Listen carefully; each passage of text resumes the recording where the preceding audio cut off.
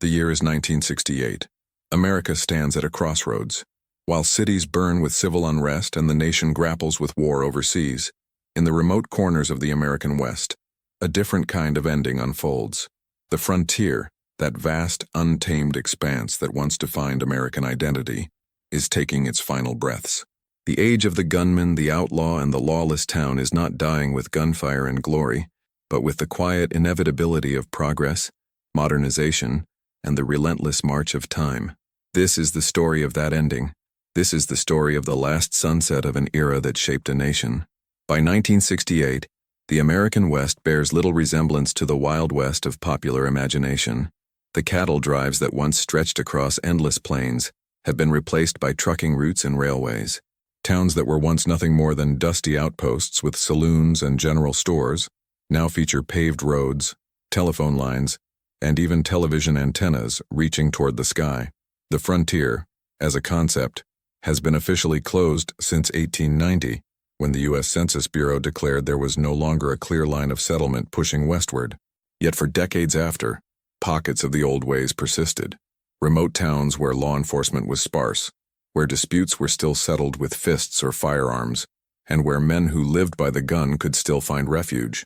But 1968 marks a definitive turning point.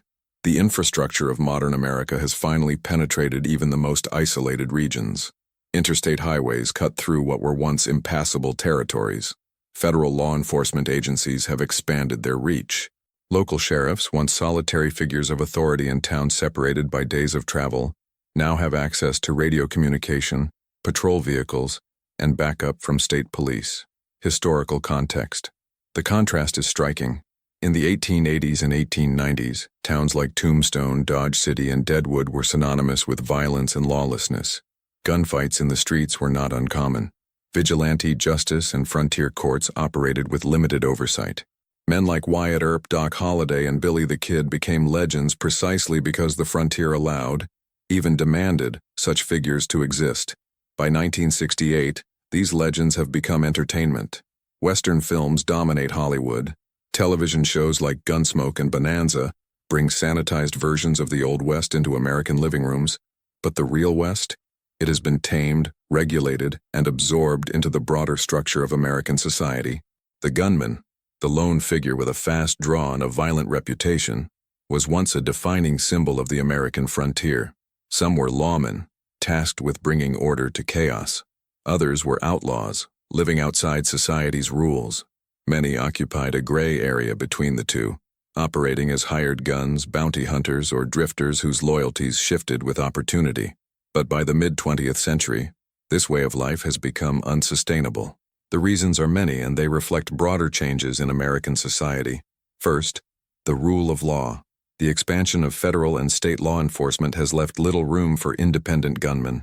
The days when a town might hire a notorious killer to serve as sheriff because reputation mattered more than legality are long gone. Modern policing relies on training, accountability, and institutional support. There is no place for men who operate by their own codes. Second, economic transformation. The economic structures that once supported gunmen have disappeared. Cattle ranching, once a massive industry requiring hired guns to protect herds and drive cattle across open ranges, has modernized. Ranchers now use trucks, fenced properties, and legal contracts. Mining towns, which once attracted prospectors and the criminals who preyed on them, have either grown into regulated communities or been abandoned entirely. Third, cultural shift. American society in 1968 views violence differently than it did a century earlier. The glorification of the gunfighter has given way to a more complex understanding of violence and its consequences. The nation is questioning its relationship with war, conflict, and authority. In this context, the romanticized gunman of the Old West seems increasingly out of place, a relic of a more brutal, less enlightened time. And yet, remnants of that old world persist. In isolated towns far from major cities, in places where change comes slowly and memories run deep, there are still men who remember the old ways. Men who lived by the gun, who earned their reputations through violence, who carry the scars, both physical and psychological, of a life defined by conflict. These men are anachronisms. The world has moved on, but they have not, or perhaps they cannot.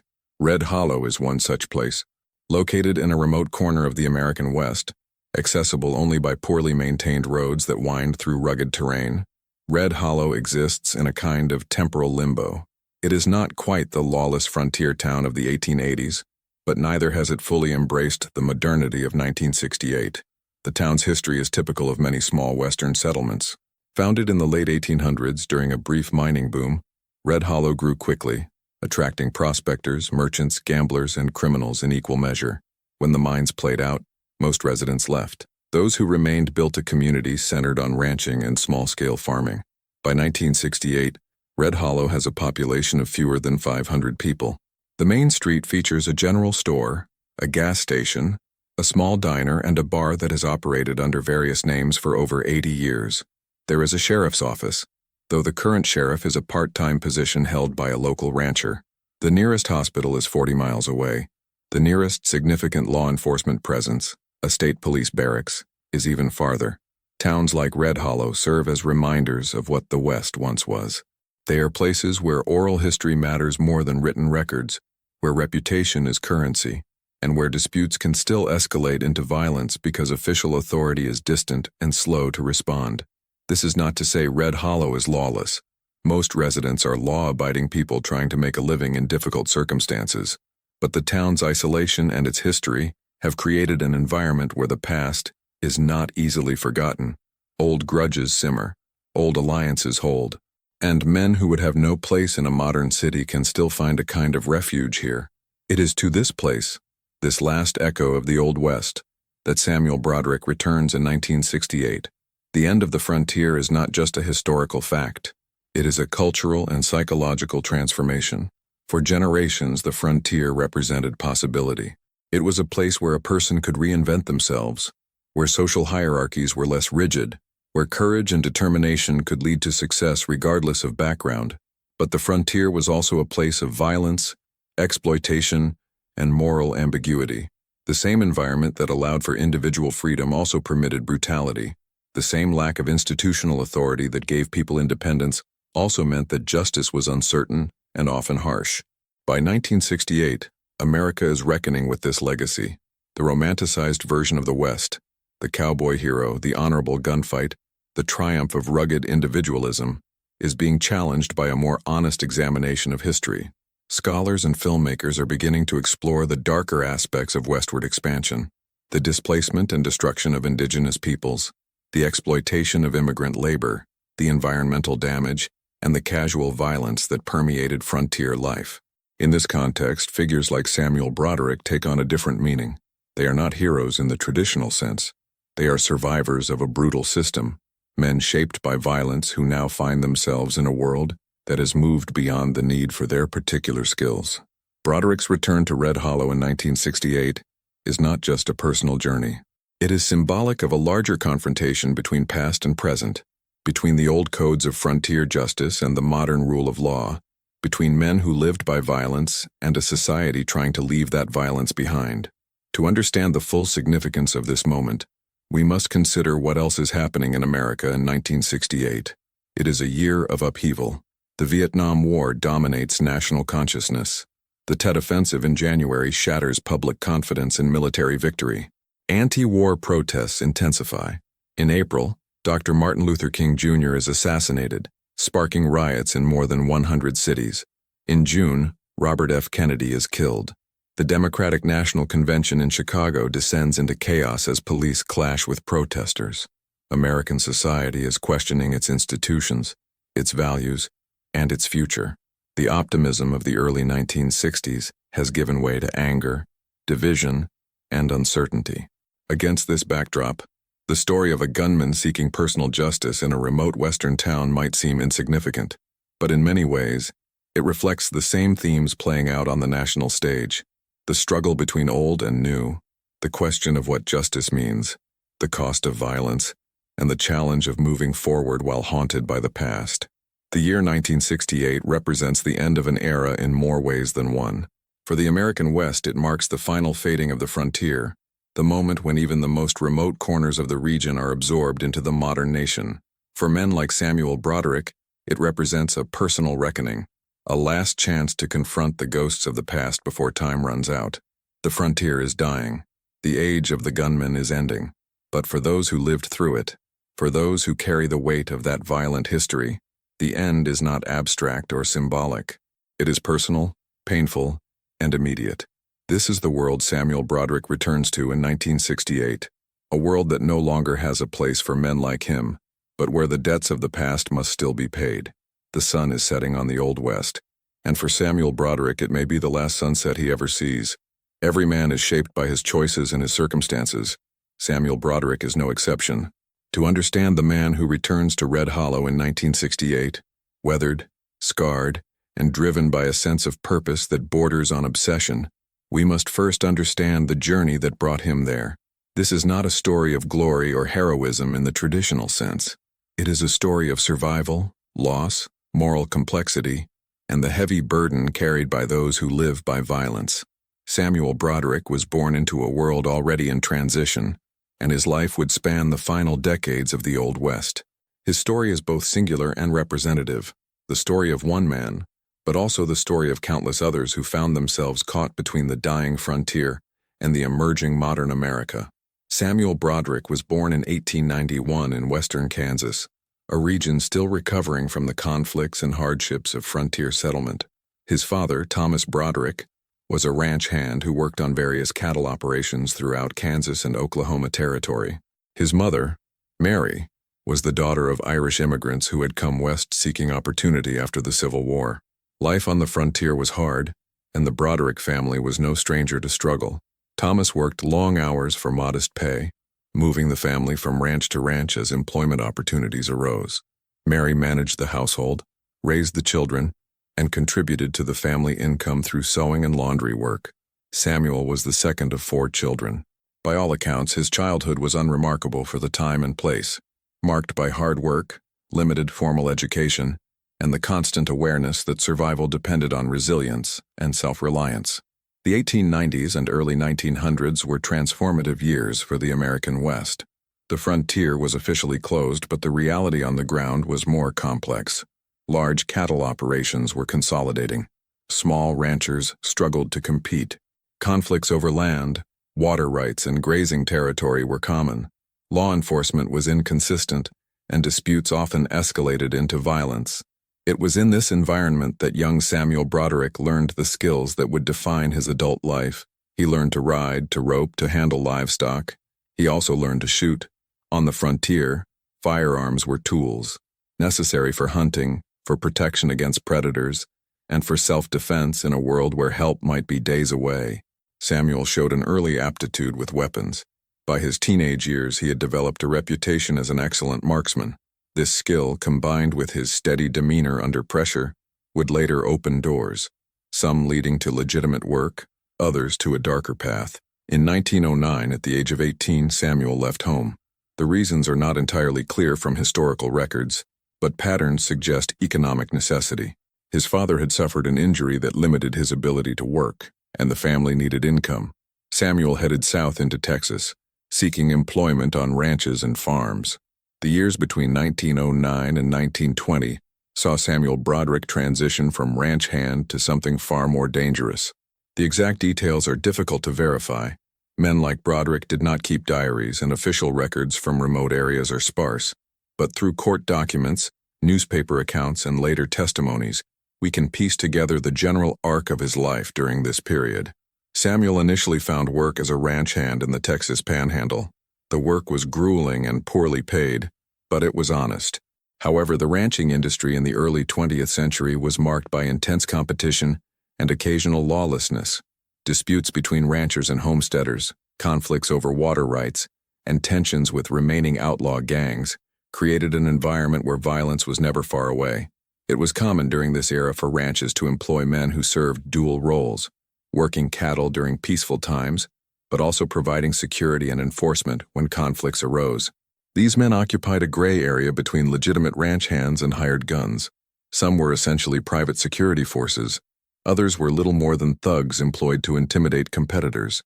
Samuel Broderick appears to have moved into this gray area sometime around 1912. Court records from Amarillo, Texas, show that he was involved in a shooting incident related to a boundary dispute between 2 ranching operations. No charges were filed, but the incident marked him as someone willing and able to use violence. Over the following years, Broderick's reputation grew. He was known as a man who could handle trouble, who remained calm in dangerous situations, and who would see a job through to its conclusion. This reputation brought him work, but it also brought him into contact with increasingly dangerous people and situations. By 1918, Samuel Broderick was working as what could best be described as a hired gun. He was employed by various parties, ranchers, businessmen, occasionally even local law enforcement, to resolve problems that required force. He was not an outlaw in the traditional sense. He did not rob banks or hold up trains, but he existed in the margins of legality, doing work that was often violent and always morally ambiguous. Historical records suggest that during this period, Broderick was involved in at least 3 shootings that resulted in deaths. In each case, the circumstances were murky. One involved a dispute over land. Another was described as self-defense during an attempted robbery. The third occurred during a confrontation between rival ranching interests. In the Old West of the 1880s, such incidents might have enhanced a man's reputation with little legal consequence. But by 1920, attitudes were changing. Law enforcement was more organized. Courts were more active. Men who lived by the gun were increasingly viewed not as necessary defenders of order, but as remnants of a violent past that society was trying to leave behind. In 1921, at the age of 30, Samuel Broderick made a decision that would temporarily alter the trajectory of his life. He married. Her name was Catherine Miller, the daughter of a small-time rancher in New Mexico Territory. How they met is not documented, but the marriage appears to have been genuine. Court and census records show that Samuel and Catherine settled on a small property outside of Red Hollow, attempting to build a life away from the violence that had defined Samuel's previous decade. For several years, it seemed that Samuel Broderick might successfully transition away from his past. He worked his land, raised livestock, and started a family. By 1925, he and Catherine had 2 children, a daughter, Emma, born in 1922, and a son, Thomas, born in 1924. These years represent a period of relative peace in Samuel Broderick's life. Accounts from neighbors and local records suggest he was a devoted father and a hardworking man trying to provide for his family. He was known to be quiet, private, and reluctant to discuss his past. But the past has a way of finding men like Samuel Broderick. The 1920s in the rural West were marked by economic instability. Small ranchers struggled to compete with larger operations. Prohibition created new opportunities for criminal enterprise. Bootlegging operations flourished in remote areas where law enforcement was limited. These operations often led to violence as rival groups competed for territory, and as law enforcement attempted, often unsuccessfully, to shut them down. Red Hollow and the surrounding region were not immune to these pressures. The area became a transit point for illegal alcohol moving from Mexico into the United States. Criminal gangs established operations in the region, and local law enforcement lacked the resources to effectively combat them. In 1927, tragedy struck the Broderick family. The details are painful and matter-of-fact in historical records. A criminal gang operating in the area, involved in bootlegging and various forms of violent crime, came into conflict with local residents who were attempting to resist their presence. The Broderick property was isolated, several miles from Red Hollow. When the gang came through the area, Samuel was away attempting to sell livestock at a market nearly 50 miles distant. Catherine and the children were alone. What happened next is documented in sheriff's reports and coroner's records, though we will not detail the specifics here. It is sufficient to say that Catherine Broderick and both children lost their lives. The violence was senseless, brutal, and tragically common for the period and place. When Samuel Broderick returned home 2 days later, he found his family dead and his home destroyed. The local sheriff's investigation identified the gang responsible, but arrests were never made. The gang had fled the area, and resources for pursuit were limited.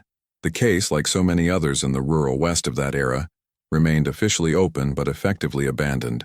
For Samuel Broderick, this moment represented a fundamental break.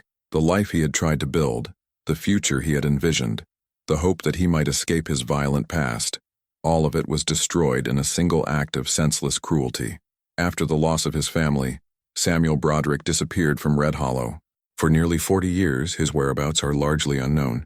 He becomes a ghost in historical records, occasional mentions in court documents, a few brief appearances in census records under different names, rumors and unconfirmed reports that place him in various locations throughout the West. What we do know suggests a man adrift, unable to settle, perhaps unwilling to form new attachments. Fragmentary evidence places him in Montana, Wyoming, Arizona, and California at various points. He worked as a ranch hand, a security guard, a laborer, always moving, always alone, always carrying the weight of his past. This pattern was not uncommon among men who had experienced profound trauma. The West in the mid-20th century still had places where a man could disappear, where questions about the past were considered impolite, where a strong back and a willingness to work were more important than documentation or history. Broderick appears to have lived a solitary existence. There are no records of him remarrying, no evidence of close friendships or community ties. He was, by all accounts, a man who kept to himself, who spoke little, and who carried a sadness that was evident to those who encountered him. But throughout these decades, one thing remained constant. Samuel Broderick never forgot. He never forgot his family. He never forgot the gang that destroyed them. And he never forgot that justice, real justice, had never been served. As the years passed, as the West continued to change, as the men responsible for his family's death grew older or died or disappeared into their own obscure corners of history, Samuel Broderick waited, and he planned. In early 1968, Samuel Broderick learned something that changed everything. Through sources that remain unclear, perhaps a chance conversation, perhaps a deliberate investigation, he discovered that members of the gang responsible for his family's death were still alive. More importantly, he learned that some had returned to the Red Hollow area. Samuel Broderick was 77 years old. He was not the man he had been in his prime. Time had taken its toll. His hands were stiff with arthritis. His eyesight was not what it once was. He walked with a slight limp from an old injury. But the fire that had sustained him through decades of grief and waiting still burned. The debt that had never been paid still weighed on him. And now finally he had the opportunity to do what law enforcement had never done, what the passage of time had not accomplished, to bring a reckoning to those who had destroyed his life. The decision to return to Red Hollow was not made lightly. Broderick was old enough to understand that this journey might well be his last. He was experienced enough to know that the odds were not in his favor. But he was also a man who had spent 40 years living with a burden that had grown heavier with each passing year. In the psychology of grief and trauma, there is a concept known as unfinished business, the idea that unresolved conflicts or injustices can prevent a person from finding peace. For Samuel Broderick, the unfinished business of his family's death had defined 4 decades of his existence. Men like Samuel Broderick present a challenge to our modern understanding of justice. We live in a society built on the rule of law, on the belief that justice must be administered through official channels, through courts and proper procedure. The idea of personal vengeance is antithetical to this system. But Broderick came from a different world, a world where official justice was often absent, where institutions were weak or non-existent, where a man's ability to defend himself and his family was a matter of survival. The codes that governed men like him were older, more primal, and deeply connected to concepts of honor, debt, and personal responsibility. When Samuel Broderick set out for Red Hollow in the spring of 1968, he was not embarking on a heroic quest. He was not seeking glory or fame. He was simply a tired old man trying to settle a debt that had haunted him for 40 years. He was trying to do what he believed the world had failed to do, provide justice for Catherine, for Emma, for Thomas. He was trying in his own way to find peace. Samuel Broderick's story is at its heart a human story. It is about loss and grief, about the corrosive effects of injustice, about the ways violence shapes and scars those who experience it. It is about a man trying to navigate a world that changed around him, leaving him behind as an artifact of a bygone era. As we continue this documentary, we will examine what happened when Samuel Broderick returned to Red Hollow. We will explore the confrontation that occurred, the consequences that followed, and the larger questions his story raises about justice, violence, and the weight of the past. But before we move forward, it is important to understand who Samuel Broderick was. Not a hero, not a villain, but a man, flawed, damaged, driven by pain and a sense of duty that would not let him rest. A man behind the gun, carrying burdens that no one should have to carry, heading toward a reckoning that has been 40 years in the making. Every town has a history. Some histories are written in official records, in census data and legal documents. Others are written in memory, passed down through generations in stories told quietly, in warnings given to children, in silences that speak louder than words. Red Hollow's history is both documented and whispered. It is a history of boom and bust, of opportunity and exploitation, of ordinary people trying to build lives in difficult circumstances. But it is also a history marked by violence, by criminal activity, and by the long shadow cast by men who chose to live outside the law. To understand what brought Samuel Broderick back to Red Hollow in 1968, we must understand the town itself, its origins, its struggles, and the gang that terrorized it during one of the darkest chapters in its existence. This is not a story of distant history or abstract crime statistics. This is a story about real people, real consequences, and the ways communities are shaped by violence. Red Hollow was established in 1878 during a brief but intense mining boom in the region. Prospectors had discovered copper deposits in the surrounding hills, and within months, a tent city had sprung up. By 1880, Red Hollow had a population of nearly 2,000 people: miners, merchants, saloon owners, gamblers, and those who made their living providing services to all of the above. The town's name comes from the distinctive red clay soil that dominates the landscape, particularly visible in the ravine that runs along the eastern edge of the original settlement. During the rainy season, this ravine would fill with rust-colored water, creating a striking visual contrast against the brown and gray desert terrain. Mining towns in the late 19th century followed predictable patterns. They grew quickly, often chaotically with little planning or infrastructure. Buildings were constructed hastily, frequently from whatever materials were available. Streets were unpaved. Sanitation was primitive or non-existent. Fire was a constant danger. These towns also attracted a diverse and often volatile population. Alongside honest miners and hard-working merchants came professional gamblers, prostitutes, con artists, and criminals of every variety. Law enforcement was minimal, perhaps a single sheriff or marshal for a town of thousands, often without the training or resources to effectively maintain order. Red Hollow fit this pattern. During its early years, violence was common. Disputes over mining claims led to shootings. Drunken brawls in saloons sometimes turned deadly. Theft was widespread. The first sheriff, appointed in 1879, was killed within 6 months of taking office during an attempted robbery. Yet despite the chaos, Red Hollow also had the characteristics of a functioning community. Churches were established. Schools were opened. Merchants formed associations. Families, women and children, not just single male prospectors, began to arrive, seeking opportunity in the new settlement. By 1885, Red Hollow had a newspaper, 3 hotels, 24 saloons, multiple general stores, a bank, and even an opera house that hosted traveling performers. The population had stabilized around 1,500 permanent residents, with additional seasonal workers coming and going as mining operations expanded or contracted. But the prosperity was built on an unstable foundation. Copper prices fluctuated wildly. Mining operations depleted easily accessible deposits. By the early 1890s, several major mining companies had closed their operations in the area. Workers left to seek employment elsewhere. Businesses closed. Property values collapsed. By 1895, Red Hollow's population had dropped to fewer than 400 people. The town that remained was a shadow of its former self, a collection of weathered buildings, half-empty streets, and residents who had either chosen to stay or lacked the resources to leave. The end of the mining boom could have meant the end of Red Hollow. Many similar towns throughout the West were completely abandoned, becoming the ghost towns that now fascinate tourists and historians. But Red Hollow survived, though in a diminished form. The survivors adapted. Ranching became the primary economic activity. The surrounding region, while harsh and arid, could support cattle and sheep grazing. Small farms were established along creek beds where water was available. The town became a service center for the scattered ranching operations in the area, a place to buy supplies, conduct business, and maintain minimal social connections. This transformation was typical of many Western towns during the early 20th century.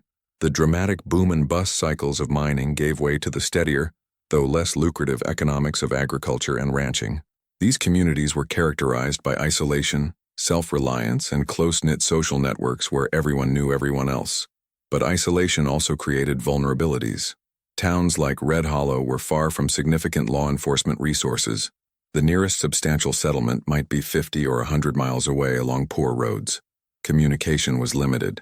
When trouble came, whether natural disaster, economic crisis, or criminal activity, these communities often had to rely on their own resources to survive. By 1920, Red Hollow had stabilized with a population of around 300 people. The town had a general store, a post office, a small school, a church, a gas station that had opened to serve the growing number of automobile travelers, and 2 bars. The bank had closed during the economic downturn, and residents conducted financial business through the general store or traveled to larger towns when necessary. Law enforcement consisted of a part-time sheriff position, typically held by a local rancher or businessman who received minimal pay and had limited training. The sheriff had no deputies, no jail facility beyond a small holding cell, and no reliable means of calling for backup. In practice, serious crimes were reported to county or state authorities, who might arrive days after the fact.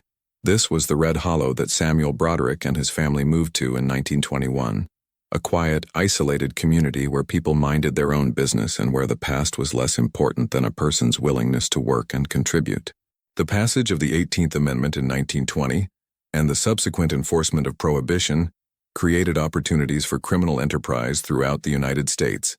In major cities, organized crime syndicates built empires on illegal alcohol distribution, but Prohibition also affected rural areas, particularly those near the Mexican border or in isolated regions where enforcement was difficult.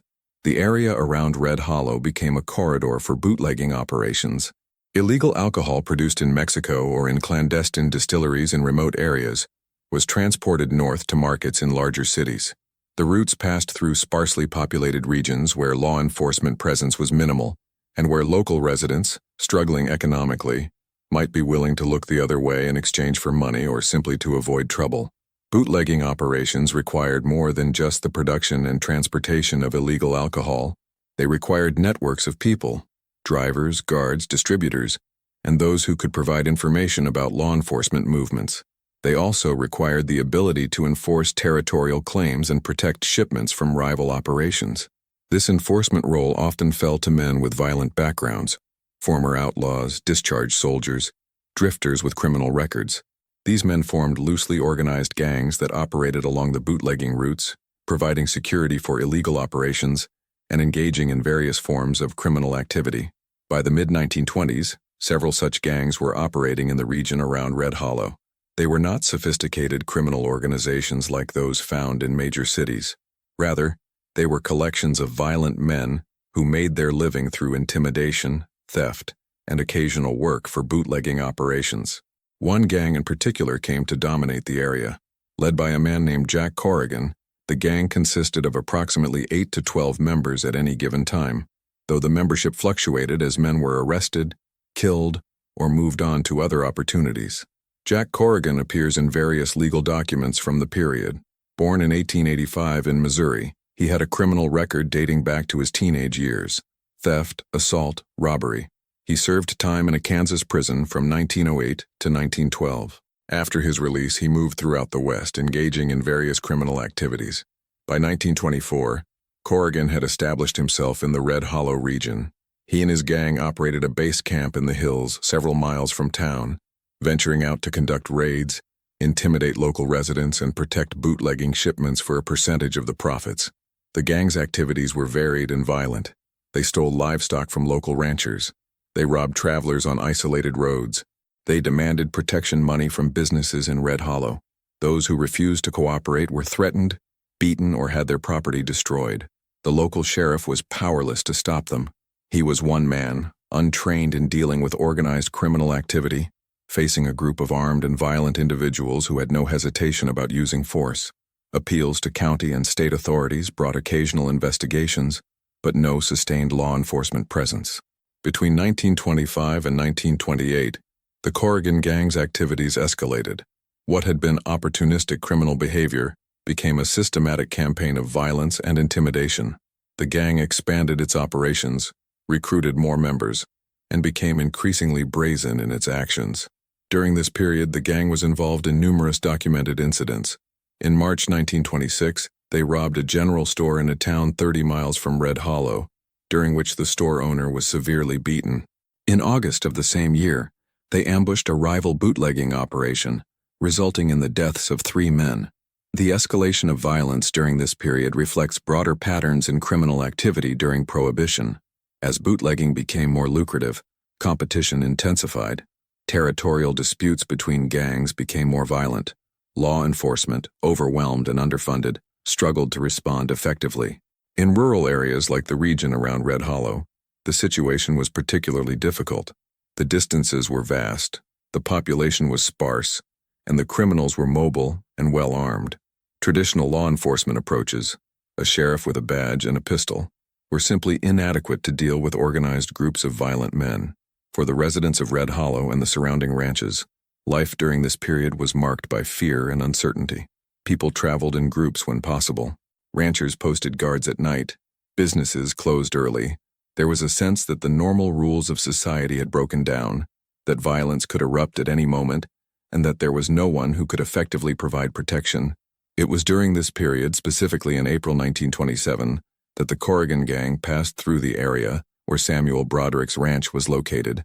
What happened there, as detailed in the previous chapter, was not unique. The gang had committed similar acts of violence against other isolated families. The difference was that Samuel Broderick survived, and he never forgot.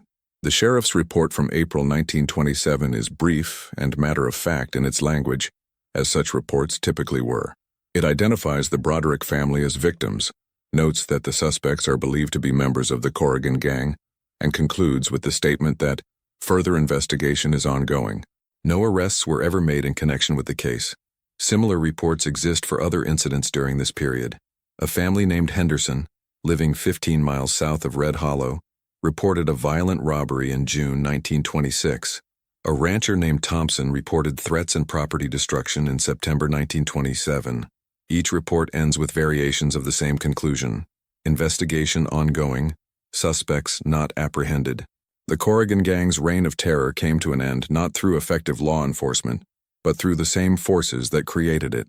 In late 1928, a dispute between Jack Corrigan and his associates in the bootlegging business turned violent. Corrigan was killed in a shootout with members of a rival operation. Without his leadership, the gang fragmented. Some members were eventually arrested on various charges. Others died in conflicts with law enforcement or rival criminals. A few simply disappeared, drifting to other regions or abandoning criminal activity. By 1930, the Corrigan Gang as an organized entity no longer existed. The end of the Corrigan Gang did not erase the damage they had caused. Families had been destroyed. Property had been lost. Lives had been permanently altered by trauma and grief. And for many, the knowledge that justice had never truly been served, that most of the gang members had never faced legal consequences for their actions, remained a source of bitterness and anger. Red Hollow itself was changed by the experience. The community became more insular, more suspicious of outsiders. Trust, once broken, was slow to rebuild. The economic damage compounded existing struggles, as businesses that had been robbed or forced to pay protection money never fully recovered. The period of criminal violence in the Red Hollow area was not unique. Similar patterns occurred throughout rural America during Prohibition. The combination of profitable illegal activity, inadequate law enforcement, and harsh economic conditions created environments where violent gangs could flourish. What is unique, or at least notable, is how these events were remembered and processed by the affected communities. In places like Red Hollow, where populations were small and everyone knew everyone else, the trauma was deeply personal. These were not abstract crime statistics. These were neighbors, friends, family members who had been victimized. By 1968, 40 years after the end of the Corrigan Gang's activities, the events of the 1920s had become part of Red Hollow's oral history. Older residents remembered and told stories. Younger generations grew up hearing about the bad years when the gang terrorized the region. But memories fade, details become unclear, and as the decades passed, the urgency of seeking justice diminished. Life moved on. The world changed. The people who had lived through those events grew old and died. The criminals who had perpetrated the violence either died, were imprisoned for other crimes, or disappeared into obscurity. For most people, this was acceptable. The past was the past. There was nothing to be gained by dwelling on old grievances or seeking retribution for crimes decades old. But for Samuel Broderick, the passage of time changed nothing. The debt remained unpaid. The dead remained unavenged. And when he learned in 1968 that some members of the Corrigan gang, men who had been present during the attack on his family, were still alive and had returned to the Red Hollow area, that debt became immediate once again. Among those who had returned was a man named Earl Dawson. Born in 1903, Dawson had been a younger member of the Corrigan gang, probably in his early 20s during the gang's most active period. After the gang's dissolution, Dawson had served time in prison for robbery, been released, engaged in various forms of petty crime, and eventually settled into a marginal existence on the fringes of society. By 1968, Earl Dawson was 65 years old, living in a small trailer on the outskirts of Red Hollow, surviving on odd jobs and government assistance. To those who knew him, he was simply an old man with a criminal past. Unpleasant, perhaps, but no longer dangerous. But to Samuel Broderick, Earl Dawson was something very different. He was a living connection to the worst day of Broderick's life. He was a man who had been there when Catherine and the children died, who had participated in or witnessed the violence, and who had never faced justice for his actions. Red Hollow's dark past is a window into the broader challenges faced by rural communities during a turbulent period in American history. It is a reminder that the romantic image of the Old West often obscures harsh realities, the violence, the exploitation, the failure of institutions to protect the vulnerable. The town survived the Corrigan gang, just as it survived the collapse of the mining industry and the many other challenges that marked its history. But survival comes at a cost. The scars remain, written in memory, and carried by those who lived through the trauma. As Samuel Broderick returned to Red Hollow in 1968, he was returning not just to a place but to a moment in history, a moment when violence went unpunished, when justice failed, when the world moved on, but the victims did not. He was returning to settle a debt that was 40 years old but felt as immediate as yesterday. And what happened next would become the final chapter in Red Hollow's story of violence, justice, and the long shadow of the past. The spring of 1968 brought Samuel Broderick back to Red Hollow after an absence of more than 40 years. He arrived quietly, driving a weathered pickup truck along dusty roads that had changed little since he last traveled them. The town itself showed signs of the passage of time. Some buildings had been abandoned, others had been rebuilt, and a few new structures reflected the modest modernization that had reached even this remote corner of the West. But beneath the surface changes, Red Hollow remained fundamentally the same, isolated, insular, and haunted by a past that refused to stay buried. This is the story of what happened when Samuel Broderick returned. It is a story about the pursuit of justice in a world where justice is rarely simple or satisfying. It is about the price paid by those who cannot let go of the past, and about the final moments of a man who represented a dying era.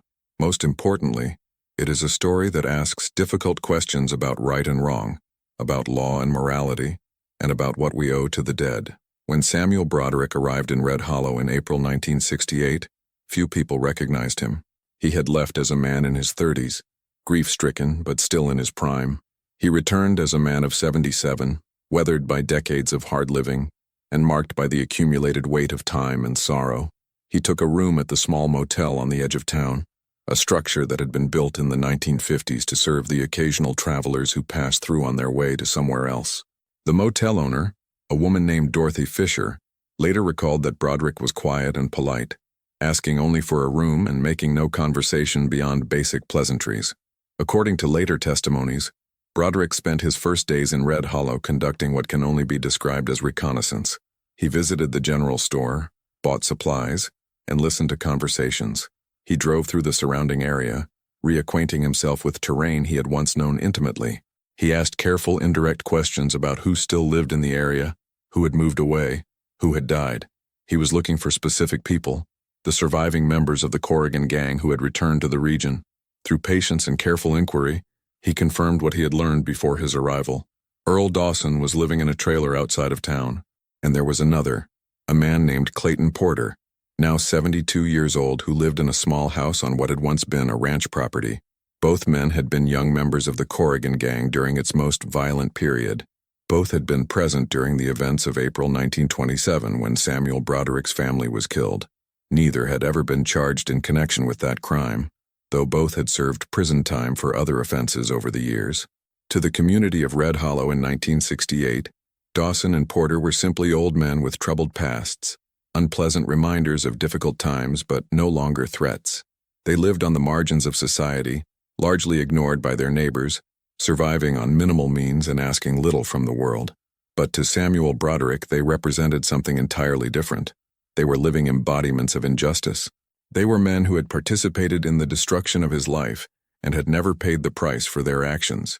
They were the unfinished business that had defined his existence for 40 years. On the morning of April 23, 1968, Samuel Broderick drove to the location where Earl Dawson lived. It was a clear day, warm for early spring, with the kind of endless blue sky that characterizes the high desert landscape of the American West. What happened next is documented through multiple sources: sheriff's reports, witness testimonies, and later investigations. We will present these events as historical record, focusing on facts rather than speculation or dramatization. According to the official report, Broderick arrived at Dawson's trailer around 9:30 in the morning. Dawson was outside, working on a broken-down vehicle.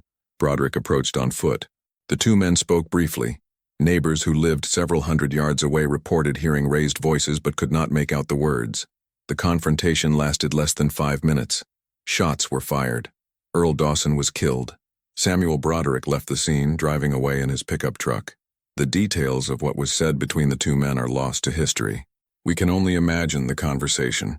An old man confronting another old man about events that occurred 4 decades earlier, about crimes that were never punished, about a debt that could never truly be repaid. Did Dawson remember? Did he recognize Broderick? Did he understand why this stranger had come to find him after so many years? We will never know with certainty. What we do know is that Samuel Broderick, after 40 years of waiting, had taken the justice that the legal system had never provided. He had imposed his own sentence for a crime that had destroyed his life. The concept of personal justice, of individuals taking the law into their own hands, has deep roots in American frontier tradition. In the absence of effective legal institutions, vigilante justice was sometimes the only recourse available to victims of crime. But by 1968, this form of justice was widely regarded as incompatible with modern society. The rule of law depends on the principle that justice must be administered through official channels, regardless of how imperfect or slow those channels might be. Personal vengeance, no matter how understandable the motivation, undermines the foundation of civil society. Yet throughout history, there have been cases that test this principle, situations where the legal system failed so completely that the moral clarity becomes clouded. Samuel Broderick's case was one of these. The shooting of Earl Dawson was reported to the Red Hollow sheriff by the neighbors who had heard the shots. The sheriff, a man named Robert Hayes who had held the position for less than 2 years, arrived at the scene within 30 minutes. Hayes immediately contacted state police and began a search for Samuel Broderick. Given the isolation of the area and the limited law enforcement resources available, a comprehensive manhunt was not immediately possible. However, Broderick had made no apparent effort to flee far from the area. Later that same day, April 23, 1968, Samuel Broderick drove to the property where Clayton Porter lived.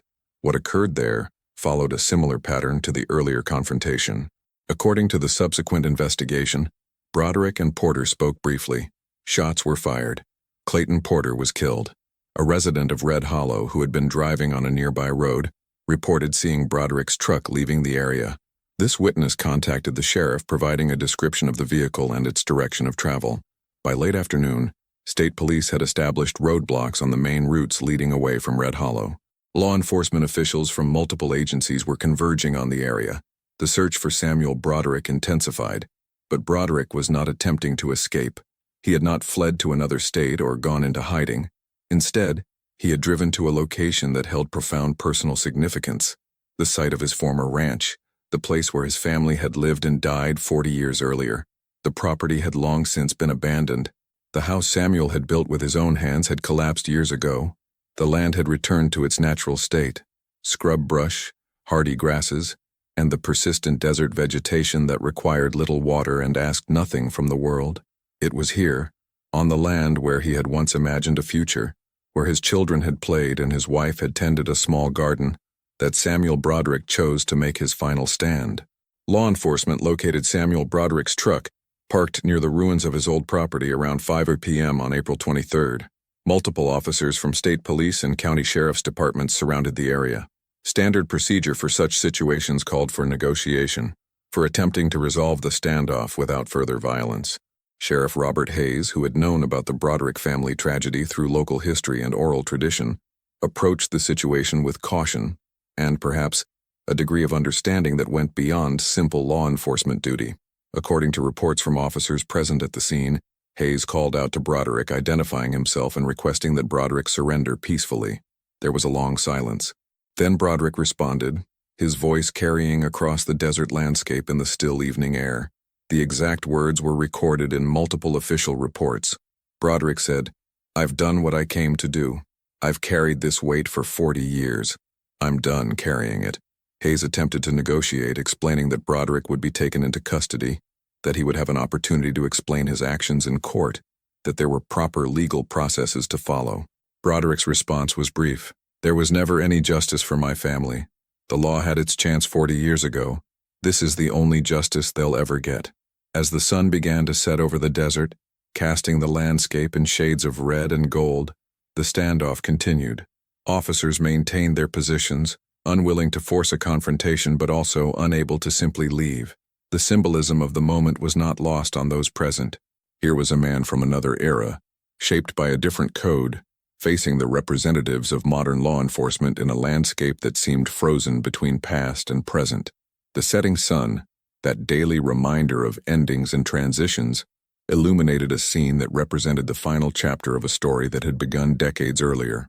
At approximately 6:15 p.m., as the sun touched the horizon, Samuel Broderick ended his own life with a single shot. He died on the land where his family had died, in the place that had once represented his hopes for the future, and had become instead a monument to his greatest loss. The officers present approached cautiously and confirmed that Broderick was deceased. There was no drama, no final shootout, no blaze of glory. There was only an old man who had reached the end of a long, painful journey and had chosen to end it on his own terms. The deaths of Earl Dawson and Clayton Porter were ruled homicides, committed by Samuel Broderick. The subsequent investigation confirmed that both men had been members of the Corrigan Gang and had been present during the 1927 attack on the Broderick family. Neither had ever been charged in connection with those events. The legal analysis was straightforward. Broderick had committed 2 homicides. Regardless of his motivations or the history involved, his actions constituted criminal activity under the law. Had he survived, he would have faced prosecution for murder, but the case also raised questions that went beyond simple legal categorization. Multiple factors complicated the moral calculus. First, the failure of justice in 1927. The original crimes against Broderick's family had never been prosecuted. The legal system had failed completely to provide justice or accountability. Second, the passage of time. 40 years had elapsed. The legal system operates under statutes of limitations for most crimes, reflecting the understanding that at some point, the pursuit of old offenses becomes impractical or unjust. While murder typically has no statute of limitations, the practical reality was that prosecuting crimes from 1927 and 1968 would have been extremely difficult if not impossible. Third, the age and circumstances of all parties involved. Broderick was 77 years old and clearly acting on a mission he had contemplated for decades. The victims were elderly men, living marginal existences, long removed from their criminal pasts. These factors do not justify Broderick's actions from a legal standpoint. The rule of law cannot function if individuals are permitted to decide for themselves when to circumvent legal processes and impose their own forms of justice. But they do complicate the moral evaluation. In the court of public opinion, particularly among those familiar with the history of the Corrigan Gang and the failures of law enforcement in that era, opinions were divided. Some saw Broderick as a murderer who deserved no sympathy. Others saw him as a tragic figure, driven to desperate action by a justice system that had abandoned him. Still others saw his actions as understandable if not justifiable, a closing of accounts that should have been closed 40 years earlier. The events of April 23, 1968, sent shockwaves through the small community of Red Hollow. For many residents, particularly older ones who remembered the violence of the 1920s, the events brought back painful memories of a time they had tried to forget. The local response was mixed. Some expressed horror at the violence. Others expressed a quiet understanding of Broderick's motivations. A few, very quietly in private conversations, suggested that perhaps justice, even if delivered outside the law, had finally been served. Dorothy Fisher, the motel owner where Broderick had stayed, was interviewed by a regional newspaper several weeks after the events. Her comments reflected the complexity of community sentiment. He was a quiet man, very polite. You could see the sadness in him. When I heard what happened, I wasn't surprised exactly. I was sad. Sad for everyone involved. Sad that it had come to this after all these years. Sad that sometimes the world doesn't give people justice and then we're surprised when they take it for themselves. The deaths of Dawson and Porter received limited attention outside the immediate region. A few newspaper articles in regional papers covered the events.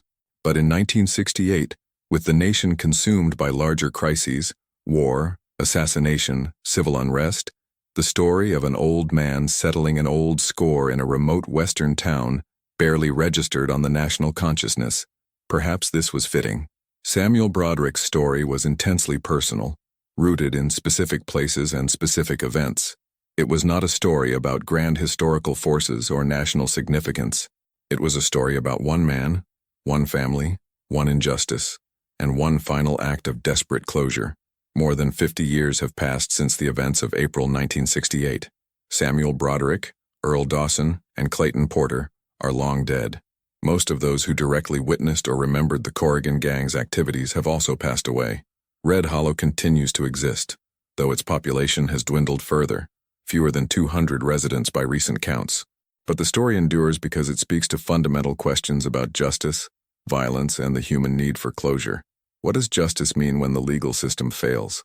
This is not an abstract question.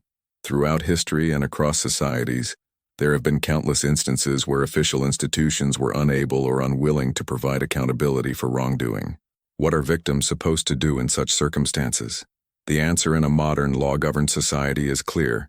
They must accept the imperfection of human institutions, find other forms of healing and closure, and trust that the rule of law, despite its flaws, is preferable to the alternative of personal vengeance and vigilante action. But this answer, while legally and philosophically sound, can feel inadequate to those who have experienced profound injustice. Samuel Broderick waited 40 years. He gave the system every opportunity to provide justice. When it failed completely, he made a choice that destroyed him, but provided, in his own mind at least, the closure that nothing else could offer. There is also the question of violence and its costs. Broderick's life was defined by violence. The violence done to his family, the violence of his earlier years as a hired gun, and finally the violence he committed in his last days. Violence begets violence. Trauma creates more trauma. The cycles are difficult to break. In this sense, Broderick's story is a cautionary tale. It shows how violence, once unleashed, reverberates across years and generations. It demonstrates the corrosive effects of unresolved grief and rage. It illustrates the price paid by those who cannot find peace. Finally, Samuel Broderick's story represents the end of something larger than one man's quest for justice. It represents the final gasp of frontier morality in a world that had moved beyond it. The code that Broderick lived by, personal honor, individual responsibility for justice, the settling of debts through force, belonged to an earlier era. By 1968, that era was definitively over. The frontier was closed. The West was tamed. The institutions of modern society had established control even in the most remote regions. Men like Samuel Broderick, men shaped by the values and violence of the Old West, had become anachronisms. His final act was not heroic or glorious. It was sad, desperate, and ultimately futile. He could kill the men who had wronged him, but he could not bring back his family. He could not undo the past. He could not find the peace he sought. All he could do was ensure that he, like the era that shaped him, ended on his own terms, beneath the setting sun of a world that no longer had a place for men like him. The sun set over the American West on April 23, 1968, as it had every day before and would every day after. But for Samuel Broderick, it was the last sunset, the final moment of a life defined by loss, shaped by violence, and consumed by the pursuit of a justice that the world had denied him. His story raises questions we still grapple with today. What do we owe to victims when institutions fail them? How do we balance the rule of law with the human need for accountability? What are the limits of forgiveness and the costs of holding on to rage? There are no simple answers. Samuel Broderick's life and death do not provide a clear moral lesson or a tidy conclusion. They provide only what history can provide, a record of what happened, an invitation to reflect on why it happened, and a reminder that the choices we make, as individuals and as a society, have consequences that echo across time. The Old West died not with glory but with exhaustion, not in a blaze of gunfire but in the quiet recognition that the old ways could not survive in the modern world. Samuel Broderick died the same way, alone, exhausted, carrying burdens that should never have been his to carry, seeking a justice that could never truly satisfy. He was the last of his kind, and his story, for all its tragedy and complexity, deserves to be remembered and understood, not celebrated but acknowledged as part of the difficult, often painful history that shaped the American experience. The sun has set, the frontier is closed, the age of the gunman is over, but the questions remain.